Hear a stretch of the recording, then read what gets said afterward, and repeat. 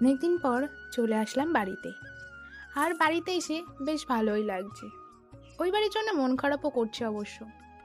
তবুও এটা তো আমার বাড়ি, বাড়িতে তো আসতেই হবে, আসা যাওয়াটাই করতে হবে।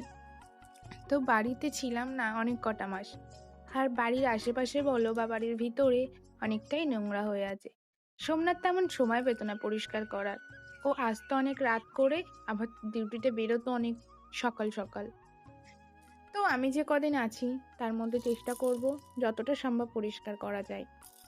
তো এখন আমাদের এখানে সকাল 7টা সাড়ে 7টার মধ্যে অনেকটাই রোদ চলে আসে। তো মামা উঠে যাওয়া, তো ওকে নিয়ে একটু বাইরের দিকে বসেছিলাম। কিছুক্ষণ পরে চলে আসলাম রান্নাঘরে।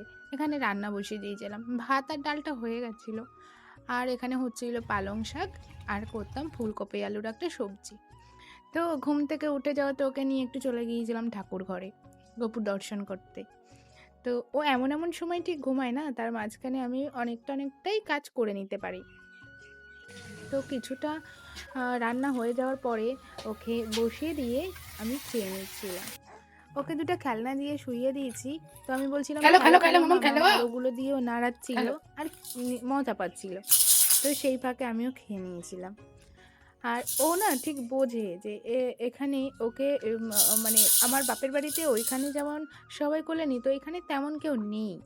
তো ও মানিয়ে নিয়েছে তার সাথে। তারপর ওকে স্নান টান করানোর পরে একটু মায়ের সাথে ভিডিও কল করে কথা বল